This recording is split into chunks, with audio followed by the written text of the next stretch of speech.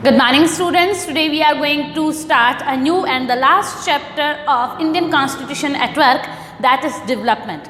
In this chapter, we will discuss about the meaning, significance, evolution of local development in India, and finally we will discuss about 73rd and 74th Amendment, Constitutional Amendment. So students, we are going to start from the meaning of local government, because students, there are many types of government.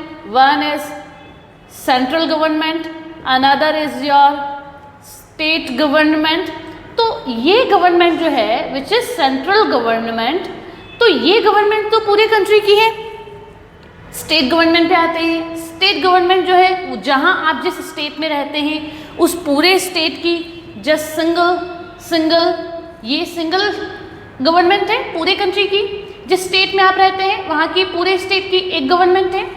लेकिन students, हम जहाँ पे रहते हैं, आप चाहे urban area में रहते हो, आप चाहे रूरल एरिया में रहते हो, हमारी कुछ लोकल रिक्वायरमेंट्स होती हैं और उन लोकल रिक्वायरमेंट्स और हमारी उन लोकल जो भी नीड्स हैं उनको कौन फुलफिल कर सकता है. हमारी जो रूटीन प्रॉब्लम्स हैं उनको सॉल्व कौन कर सकता है?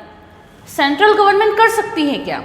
हाँ, बिल्कुल कर सकती है. इनके पास पावर है इतनी कि सेंट्रल गवर्नमेंट आपकी सारी प्रॉब्लम्स को सॉल्व कर सकती है. लेकिन आप यहाँ पे मान लो भीलवाड़ा में आप हैं, आपको सेंट्रल गवर्नमेंट तक अपनी डिमांड पहुँचाने के लिए बहुत ज़्यादा टाइम लगेगा. पहली बात तो क्योंकि एक प्रॉपर चैनल को फॉलो करते हुए जाएगी. आप पहले कलेक्टर साहब को देंगे, कलेक्टर साहब स्टेट जो भी एडमिनिस्ट्रेशन है वहाँ तक फॉरवर्ड करेंगे, उसके बाद वो और आगे फॉरवर्ड होगा. तो एक प्रॉपर चैनल को फॉलो करने में बहुत ज़्यादा टाइम कंज्यूम हो जाता है. मान लो मानसून सीज़न चल रहा है और आपकी जो भी ड्रेन सिस्टम है, ठीक है, ड्रेनेज सिस्टम जो है वो ओवरफ्लो हो रहा है, तो आपको दिक्कत आ रही है. उसमें भी वाटर ओवरफ्लो हो रहा है ना, तो आपको दिक्कत आ रही है. अब ये बात अगर आप सेंट्रल गवर्नमेंट तक पहुंचाते हैं तो पहले आपको कलेक्टर साहब को कहना पड़ेगा, कलेक्टर साहब हायर अथॉरिटी को फॉरवर्ड करेंगे और उसके बाद वो सेंट्रल गवर्नमेंट के पास जाएगा. तो एक तो यहाँ टाइम कंज्यूम हो रहा है. दूसरी बात करते हैं, सेंट्रल गवर्नमेंट के पास ऐसी नंबर थाउजेंड्स और लैक्स में ऐसी उनके पास प्रॉब्लम्स आती होंगी, तो उनके पास ऑलरेडी इतना बड़ा बंच रहेगा इन प्रॉब्लम्स से रिलेटेड. और एक और आपका भी ऐड हो गया यहाँ पे कंप्लेन. क्या होगी?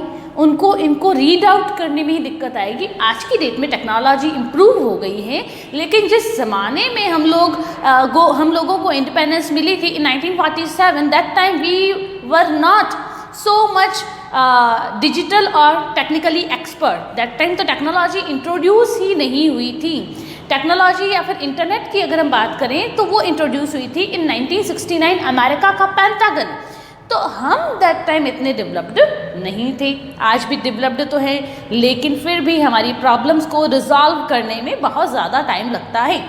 तो यहाँ पे सेंट्रल गवर्नमेंट तक पहले डिमांड पहुँचाने में, फिर सेंट्रल गवर्नमेंट उसको रीड आउट करेगी, उसमें टाइम लगेगा, फिर वो डायरेक्शन देंगे, बहुत लंबा टाइम लग जाएगा. और मालूम पड़ा मानसून तो ख़त्म हो गया, अब वो प्रॉब्लम ही एग्जिस्ट नहीं करती हैं. और प्रॉब्लम एग्जिस्ट नहीं करेगी उसके बाद जाके सेंट्रल गवर्नमेंट का कोई, मान लेते हैं उसके बाद जब प्रॉब्लम रही ही नहीं, बाद में कोई एक उनकी जो भी रेस्क्यू टीम है वो आएगी, या फिर जो भी उनका ट्रीटमेंट वो करना रहेगा वो करेंगे.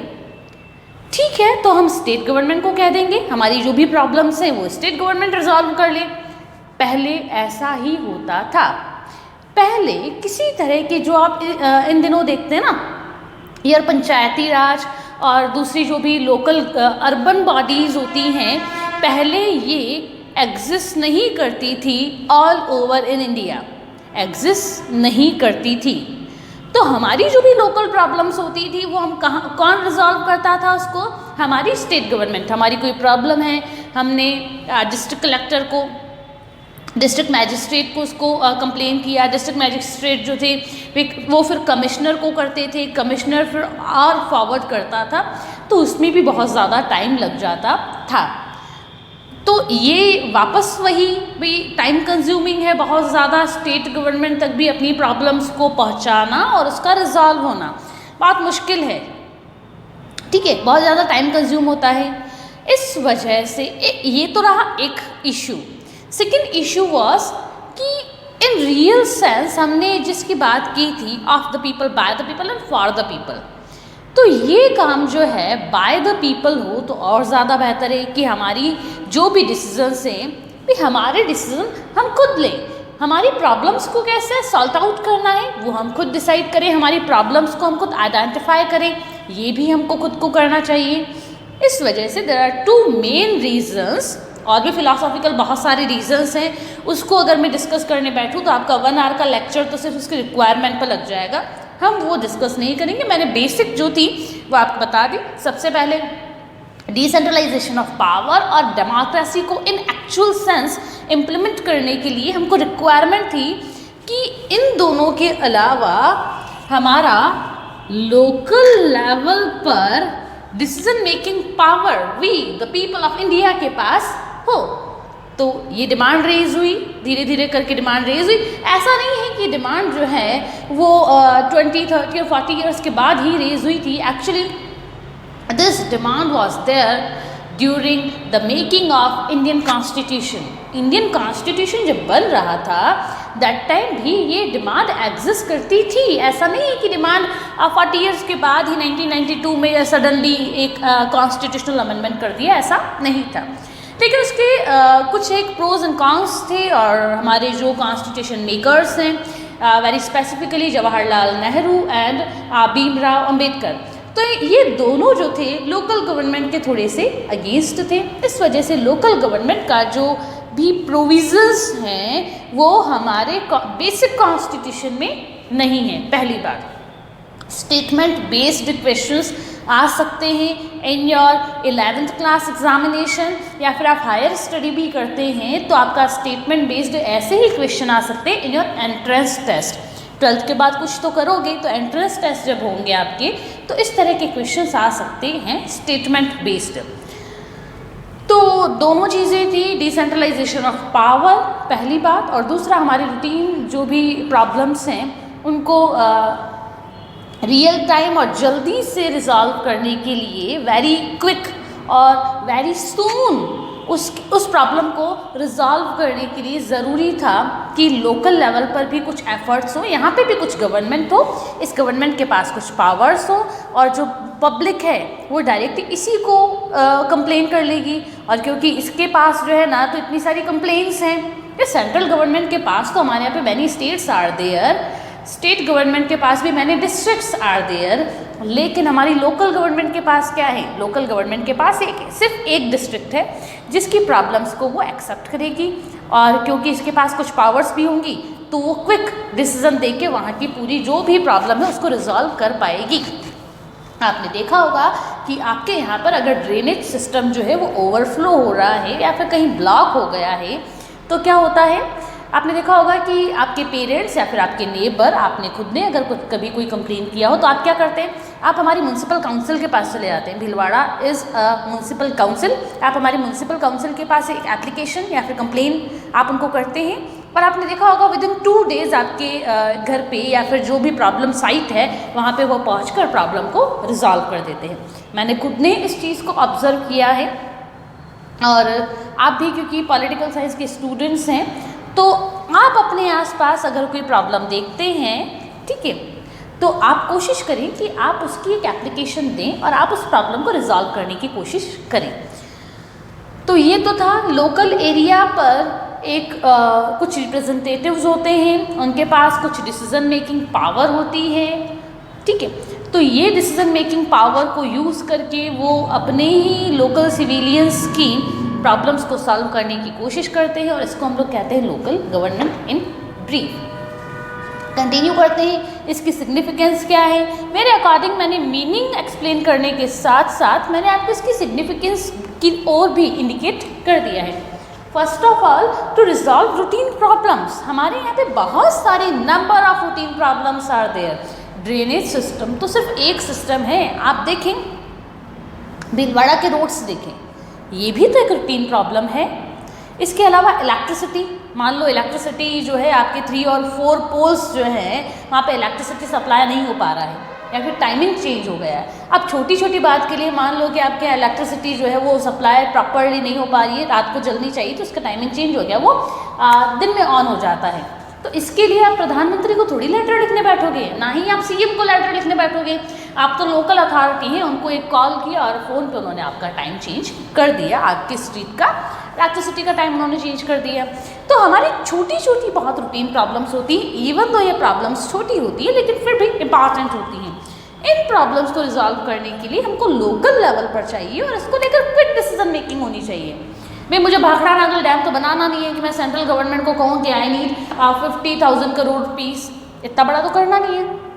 और उसके लिए चाहे फिर मैं वेट भी कर सकती हूँ कि 2 साल तक मुझे बजट एलोकेशन हो, लेकिन कुछ प्रॉब्लम्स ऐसी होती हैं जिसको लेकर आप वेट नहीं कर सकते हो, और जिसको लेकर आप वेट नहीं कर सकते हैं उनका क्विक सॉल्यूशन चाहिए होता है आपको, तो उसके लिए लोकल गवर्नमेंट बहुत ज़्यादा सिग्निफिकेंट है। Next is it is more democratic. Why it is more democratic? क्योंकि हमारे जो भी हमसे रिलेटेड जो भी इश्यूज़ हैं, ठीक है, पब्लिक रिलेटेड जो इश्यूज़ हैं वो हम खुद ही रिजॉल्व कर लेते हैं, तो डिसीजन मेकिंग में हमारा भी पार्टिसिपेशन रहता है। Next is quick decision. मैंने आपको पहले बताया था, आप कंप्लेन जैसे ही करवाते, मैंने कई बार कंप्लेन करवाई हुई है और विदिन 2 days आपकी प्रॉब्लम रिजॉल्व हो जाती है। Next is decentralisation of powers. यहाँ पे पावर्स का डिसेंट्रलाइजेशन होता है। कैसे होता है, अब आप यूँ समझें।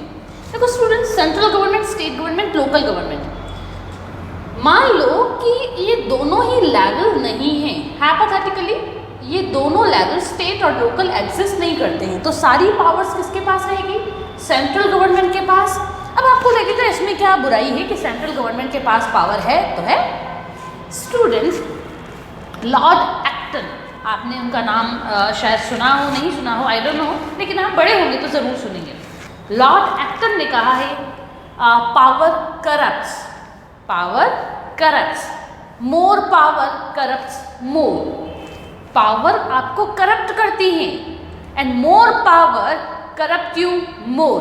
ज़्यादा पावर आपको और ज़्यादा करप्ट करेगी। एग्जाम्पल थोड़े डिस्प्यूटेड हो सकते हैं, इसलिए एग्जाम्पल तो मैं आपको नहीं दूंगी, लेकिन हाँ, पावर्स का सेंट्रलाइजेशन जो है वो किसी भी लेवल पर या फिर किसी भी फील्ड में, किसी भी इंस्टीट्यूशन में बहुत बुरा होता है, ठीक है। तो हमको चाहिए कि हम डिसेंट्रलाइजेशन करें। डिसेंट्रलाइजेशन के लिए पावर्स का डिस्ट्रीब्यूशन होना चाहिए, कुछ पावर आपके पास हो, कुछ पावर मेरे पास हो, हम सबके पास थोड़ी थोड़ी पावर होनी चाहिए फॉर सबका साथ एंड सबका विकास, ठीक है।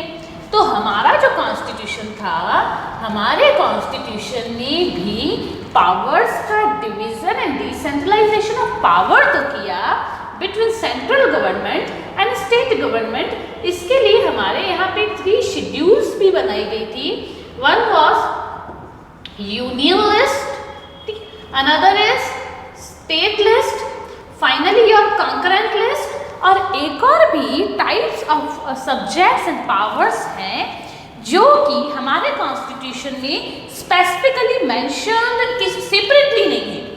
कॉन्स्टिट्यूशन में वो मेंशन तो है but just in single line, उसका सेपरेशन नहीं किया गया। जैसे यहाँ पे तो क्लियरली आप अगर 7th schedule of Indian constitution अगर आप देखेंगे तो आपको क्लियरली मिलेगा union list, state list and concurrent list. लेकिन एक और भी सब्जेक्ट्स हैं जो कि एग्जिस्ट करते हैं लेकिन उनका क्लियर कट कहीं पर भी मेंशन नहीं किया गया। ऐसी कौन सी सब्जेक्ट्स और लिस्ट है वो आप लोग मुझे बताएंगे, क्योंकि ये वाला मैं आपको फर्स्ट चैप्टर में बता चुकी हूँ मेकिंग ऑफ इंडियन कॉन्स्टिट्यूशन में।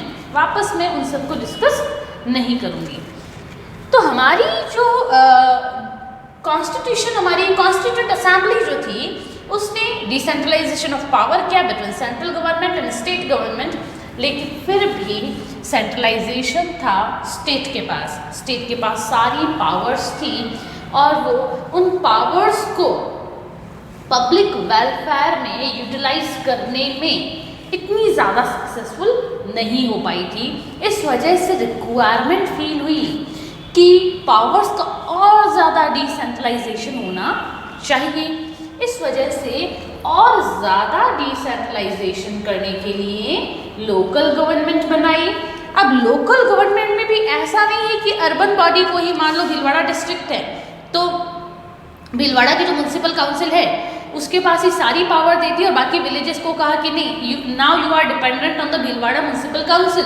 ऐसा नहीं किया उन्होंने पावर्स का और ज़्यादा डिसेंट्रलाइजेशन किया between rural government and urban government. Rural और अर्बन के बीच में भी पावर का डिसेंट्रलाइजेशन किया। यहाँ पर भी हम लोग नहीं रुके। मैं कॉन्स्टिट्यूशनल अमेंडमेंट्स के बाद की बात बता रही हूँ, ये तो बेसिक कॉन्स्टिट्यूशन का पार्ट था और ये वाले जो अब मैं डिस्कस करने जा रही हूँ ये आफ्टर अमेंडमेंट की बात है। यहाँ पे भी हमने बहुत सारे टायर्स ऑफ स्ट्रक्चर बनाए, 3 टायर ऑफ स्ट्रक्चर। रूरल में भी हमने 3 ब्रांचेस बना दी कि रूरल गवर्नमेंट में भी सिर्फ एक के पास पावर नहीं रहेगी, 3 branches will be there. Urban area में भी 3 branches, 3 types of governments will be there. तो हमने इस तरह से कुछ डिसेंट्रलाइजेशन करने की कोशिश की by 73rd and 74th Indian constitutional amendment. Now students, let us discuss about the abolition and development of local government in India. Actually, as I told you earlier कि इंडिया में local government basic constitution में नहीं था और ये constitutional provision बना in 1992 and 1993, 1994, 1996। ये सारे years मैं आपको बाद में chronologically बताऊंगी, सिर्फ अभी आपके लिए इंट्रोडक्शन है। बिफोर इंडिपेंडेंस भी हमारे यहाँ पे लोकल गवर्नमेंट एस्टेब्लिश करने के लिए कुछ एफर्ट्स स्टार्ट कर दिए गए थे बाय द ब्रिटिश गवर्नमेंट और द ब्रिटिश रूलर्स। और इसमें सबसे बड़ा एक लैंडमार्क एफर्ट किया था लॉर्ड रिपन ने इन 1882। एग्ज़ाम में बहुत बार क्वेश्चन आया है इन कॉम्पिटिशन एग्जामिनेशन टू कि इंडिया में सबसे पहले कब इंट्रोड्यूस हुआ था ये आपका पंचायती राज या फिर लोकल गवर्नमेंट, या फिर who is the father of local government in India. तो आप इसको बहुत अच्छे से सुने स्टूडेंट्स। 1882 कुछ बुक्स में लॉर्ड मेयो भी देखने को मिलते हैं कि उन्होंने भी कुछ एफर्ट्स किए थे, लेकिन हाँ हमारी जो भी एजेंसीज़ हैं गवर्नमेंट एजेंसीज़ वो लॉर्ड रिपन को मानती हैं और कुछ बुक में लॉर्ड मेयो मेंशन है। मेयो कौन सी बुक में मेंशन है? मेयो आप कभी किरण की बुक पढ़ें या फिर MEH की बुक पढ़ें तो वहाँ पे आपको लॉर्ड मेयो भी पढ़ने को मिलेंगे। सो डोंट बी कंफ्यूज, मैं आपके सामने दोनों चीज़ें रख रही हूँ। हाँ, हम लोग डिस्कस करने जा रहे हैं लॉर्ड रिपन जो थे उन्होंने 1882 में इंडिया में लोकल गवर्नमेंट को इंट्रोड्यूस किया था, लेकिन हाँ वो पूरे इंडिया में नहीं था, वो कुछ एक मेगा सिटीज़ में ही वो इंट्रोड्यूस उन्होंने किया था। पूरे हम कहें कि राजस्थान में भी आ गया क्या, या फिर छोटे छोटे स्मॉल टाउन्स में आ गया, तो ऐसा नहीं था। उन्होंने 2 और 3 जो मेगा सिटीज़ थी वहीं पे ही एक एक्सपेरिमेंट किया, एक मैं कह सकती हूँ पायलट प्रोजेक्ट स्टार्ट किया फॉर लोकल गवर्नमेंट इन 1882 ये वाला। इसके बाद गवर्नमेंट ऑफ इंडिया एक्ट बने थे। आपको मालूम है गवर्नमेंट ऑफ इंडिया एक्ट कितनी बार बने थे? 3 टाइम्स, 1909, 1919, 1935। ठीक है, government of India act 3 times बने हैं, 1909, 1919, 1935। तो हम तीनों को यहाँ पे डिस्कस करने वाले तो नहीं है, लेकिन हाँ 1919 से स्टार्ट करेंगे। यहाँ पे शुरुआत हुई थी कि लोकल गवर्नमेंट का थोड़ा सी एक्सपांशन किया जाए। लॉर्ड रिपन जो थे उन्होंने 2 और 3 मेगा सिटीज़ में स्टार्ट किया था ना, तो उसको थोड़ा सा एक्सपांशन कर दिया और जगह भी इंट्रोड्यूस किया। 1935 में बेसिकली इसको कॉन्स्टिट्यूशनल स्टेटस दे दिया कि there will be a local government in each and every state, ऐसा कहा गया था।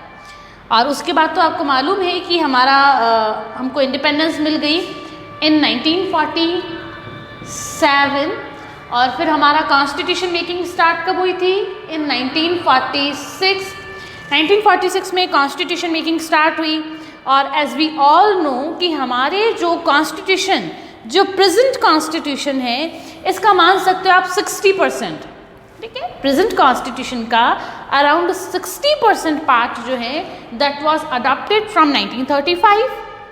1935 का जो गवर्नमेंट ऑफ इंडिया एक्ट था हमने उससे अडॉप्ट किया है। ठीक है, तो दैट टाइम हमारी कॉन्स्टिट्यूंट असेंबली में एक ये भी इश्यू रेज हुआ कि हम दूसरे जो भी प्रोविजंस हैं of this act 1935 government of India act, वो तो हम लोग हमारे जो कमिंग कॉन्स्टिट्यूशन है जिसको लेकर हम डिस्कशन कर रहे हैं वो तो अडॉप्ट किया। व्हाट अबाउट लोकल गवर्नमेंट, ये भी हमको कॉन्स्टिट्यूशनल स्टेटस प्रोवाइड करना चाहिए या नहीं? दैट टाइम नेहरू और अंबेडकर दोनों कंप्लीटली अगेंस्ट थे to provide constitutional status to the local government in India. Why they were against? Actually Nehru का मानना था, ये बहुत बड़ी स्टोरी हो जाएगी, मैं इतना डिटेल में तो आपको नहीं बता सकती हूँ, लेकिन आप इतना सी समझें कि इंडिया जो आज की डेट में आपको दिख रहा है ये इंडिया ऐसा नहीं होता। ये इंडिया आज की डेट में जो प्रेजेंट इंडिया है ऐसा बनने के पीछे बहुत बड़े एफर्ट्स थे ऑफ वीपी मेनन, सरदार वल्लभ भाई पटेल, और बहुत बड़ा कंट्रीब्यूशन मैं मानूंगी आपके माउंट बैटन का, लॉर्ड माउंट बैटन, जिन्होंने डिक्लेरेशन की थी ऑफ बाइफर्केशन और पार्टीशन ऑफ इंडिया। तो इन्हों के एफर्ट्स के बाद ही इंडिया इस स्टेज में, इंडिया की ज्योग्राफी आज ऐसी है, वरना इंडिया की ज्योग्राफी ऐसी नहीं होती। और हमारे कंट्री में बहुत सारे दूसरे कंट्री, जोधपुर एक अलग कंट्री होता, भोपाल एक अलग कंट्री होता, हैदराबाद एक अलग कंट्री होता, जूनागढ़ एक separate country, Travancore separate country, मतलब इंडिया के अंदर ही बहुत सारे एनक्लेव्स एंड एक्सक्लेव्स होते। ठीक है, तो ये सिचुएशन थी, इंडिया में बिल्कुल इंस्टेबिलिटी थी। तो नेहरू जी अगेंस्ट थे कि अगर हमने लोकल बॉडीज़ को राइट दे दिए तो एक ह्यूज पॉसिबिलिटी हो जाती है कि लोकल बॉडीज़ जो है अपने आप को इंडिया से सेपरेट करने की डिमांड रेस करें। इस वजह से Nehru for the sake of integration of India, integration of our country, Nehru ने मना किया कि नहीं, लोकल गवर्नमेंट को हम कॉन्स्टिट्यूशनल स्टेटस तो नहीं देंगे। What about B R Ambedkar? Ambedkar का ये मानना था कि because India live in villages, हम लोग तो गांव में रहते थे, और दैट टाइम की हमारी जो पॉपुलेशन थी वो तो 90% विलेजेस में रहती थी, 90%। इसलिए तो सब हम लोग आज की डेट में भी कहते हैं इंडिया लिव इन विलेजेस। क्यों? क्योंकि हमारी बहुत बड़ी पॉपुलेशन जो है वो गांव में रहती है, और गांव में आपको मालूम है कि किस तरह की मैल प्रैक्टिसेस चलती हैं for the caste system, religion. तो इस बहुत सारे डिफरेंसेस हैं, और विलेजेस में वो डोमिनेट करती थी अपर कास्ट। अंबेडकर ने कहा आप लोकल गवर्नमेंट इंट्रोड्यूस कर तो दोगे, लेकिन होगा ये कि जो अपर कास्ट है वो डोमिनेट करती है। ठीक है, अपर कास्ट डोमिनेट करती है पूरे विलेज को, पूरे उस लोकल एरिया को। तो यहाँ पे जो deprived section of our society है, just like SC and ST community, तो इन कम्युनिटीज़ का पार्टिसिपेशन उतना नहीं हो पाएगा जितना होना चाहिए। और ऊपर से बात ये आ जाएगी कि इनके पास राइट्स जब आ जाएंगे तो ये तो राइटफुली इनका एक्सप्लॉइटेशन करेंगे। इस वजह से अम्बेडकर भी उसके अगेंस्ट थे। यही रीज़न थे, 2 बेसिक रीजंस मैं आपके साथ डिस्कस करने जा रही हूँ। बाकी तो हम लोग आगे और डिस्कस करने बैठे तो वापस पूरा एक लेक्चर इसी पर हो सकता है, हम नहीं जाएंगे, हमारे पास टाइम भी नहीं है, हमारी श्रद्धा भी नहीं है। तो बात थी कुछ ऐसी, ये कुछ रीजंस, आर्ग्यूमेंट्स तो बहुत स्ट्रांग है। तो इस वजह से माना गया दैट टाइम कि ठीक है, फिलहाल के लिए हम लोकल गवर्नमेंट को कॉन्स्टिट्यूशनल स्टेटस प्रोवाइड नहीं करते हैं। लेकिन फिर भी जो लोकल गवर्नमेंट सब्जेक्ट था, it was with state government, है ना। स्टेट गवर्नमेंट जो थी, इसको कहा गया कि लोकल गवर्नमेंट से रिलेटेड अगर स्टेट एप्रोप्रिएट समझता है तो वो कोई प्रोविज़न कर सकता है। तो लोकल इश्यूज से रिलेटेड पावर्स किसके पास थी? विद द स्टेट गवर्नमेंट, इनके पास थी आपकी लोकल इश्यूज से रिलेटेड पावर्स। अब वो चाहे कैसे भी उसको मैनेज करें, उनकी मर्जी। 1952 में एक प्रोग्राम बना, that was community development programme, that was community development programme. इस कम्युनिटी डेवलपमेंट प्रोग्राम में ये कहा गया कि लोकल इश्यूज जो है उसको हम कम्युनिटी बेस पर ही रिजॉल्व करने की कोशिश करें। अब आपको लग रहा होगा ये क्या बात है? बात है कुछ ऐसी, मान लो कि भीलवाड़ा में वाटर स्कैर्सिटी बहुत ज़्यादा है, इन रियल सेंस है। आप तो शायद चंबल का पानी यहाँ गया, इस वजह से आप उसकी सीवियरिटी को नहीं मान रहे हैं, लेकिन भीलवाड़ा एक टाइम पे बहुत ज़्यादा हाईलाइट हुआ था, अराउंड 2010, 11, 12 टाइम पे बहुत ज़्यादा हाईलाइट हुआ था, क्योंकि हमारे यहाँ पे वाटर स्कैर्सिटी बहुत ज़्यादा थी। और हमारे यहाँ से थ्रू रेलवे, इमेजिन कर पा रहे हैं आप कि रेलवे की जो बोगीज रहती हैं उसमें हमारे लिए पानी आया था फ्रॉम टोंक बीसलपुर, है ना, डैम से, बीसल डैम, सॉरी, ठीक है। तो उस डैम से हमारे यहाँ पे पानी आया था थ्रू ट्रेन, रेलवे, तब जाके तो हमारे यहाँ सप्लाई हो पाती थी वाटर की, ड्रिंकिंग वाटर की। तो बहुत ज़्यादा स्कैर्सिटी थी। अब कम्युनिटी डेवलपमेंट प्रोग्राम के अंडर जो कि 1952 में इंट्रोड्यूस हुआ था, उसमें ये कहा गया, एक काम करते हैं कि जो लोकल सिविलियंस हैं वही अपनी प्रॉब्लम्स को रिजॉल्व करने की कोशिश करें। अगर वाटर्स की स्कैर्सिटी है, कोई दिक्कत नहीं है, वो कोई ओपन एरिया देखें और ओपन एरिया देख के वहाँ पे वो एक अपना छोटा सी कोई भी वाटर कंजर्वेशन साइट बना सकते हैं, जहाँ पे कि जब भी मानसून होगा तो वाटर वहाँ रिजर्व रह जाएगा और फिर लोग वहाँ से पानी ले सकेंगे, या फिर इस तरह से कुछ दूसरा काम भी किया जा सकता है। ये उनका मानना था कम्युनिटी डेवलपमेंट प्रोग्राम का। ये प्रोग्राम कितना सक्सेसफुल रहा नहीं रहा, देखो स्टूडेंट्स, मैं जो फैक्ट्स आपको बता रही हूँ ये शायद आपकी बुक में एक दो फैक्ट्स नहीं भी हूँ, लेकिन डोंट अवॉइड दीज फैक्ट्स क्योंकि बहुत इंपॉर्टेंट हैं। 52 में ये प्रोग्राम बना। अब ये प्रोग्राम का इवैल्यूएशन करने के लिए, असेसमेंट करने के लिए कि कितना सक्सेसफुल रहा नहीं रहा, 1957 में एक कमिटी बनी। 1957 मतलब आफ्टर 5 ईयर्स, 1957 में एक कमिटी बनी। कमिटी की जो रिकमेंडेशंस थी वो 1959 में आई। कमिटी के चेयरपर्सन कौन थे? He was Balwant Rai Mehta. बहुत इम्पॉर्टेंट है, Balwant Rai Mehta was the chairperson of that committee. 59 में उन्होंने अपनी रिकमेंडेशन दी और कहा कि पंचायती राज जो सिस्टम है उसको हमको इम्प्लीमेंट करना चाहिए in all over India. Local government जो है उसको हमको ऑल ओवर इंडिया में इम्प्लीमेंट करना चाहिए, और उसके बाद उनकी रिकमेंडेशंस को माना गया एट अ स्मॉल लेवल। और पंडित जवाहरलाल नेहरू जो थे वो खुद राजस्थान आया, राजस्थान का नागौर, और नागौर का एक छोटा सी विलेज है that is Bagdari, BAGDARI। Bagdari से पंडित जवाहरलाल नेहरू ने राजस्थान से स्टार्टिंग की ऑफ लोकल गवर्नमेंट। तो कई बार क्वेश्चन ये भी आ जाता है कि where the local government was started very first, तो आप लिखेंगे नागौर, राजस्थान, बगदरी, ठीक है। हाँ, आगे बढ़ते हैं। लेकिन हुआ ये कि सेंट्रल गवर्नमेंट ने तो कह दिया कि local issues are the subject of state list, तो स्टेट इसको लेकर कोई लॉ बनाए। लेकिन स्टेट्स जो थे बहुत रिलक्टेंट थे। रिलक्टेंट मतलब उनकी इच्छा नहीं थी कि हमारे पास जो पावर्स हैं वो हम लोकल गवर्नमेंट्स को हैंड ओवर करें। तो मैंने कहा पावर ऐसी चीज़ है जो आप लेना तो चाहते हैं लेकिन शेयर नहीं करना चाहते हैं। तो states were reluctant to share their power with the local governments. इस वजह से क्या हुआ कि कुछ स्टेट्स ने तो लोकल गवर्नमेंट का प्लान जो था, ये प्रोग्राम जो था, उन्होंने इंट्रोड्यूस कर दिया, कुछ ने नहीं किया।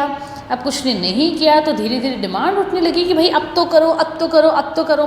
ऐसे करते करते आप देखेंगे आ गया 1989।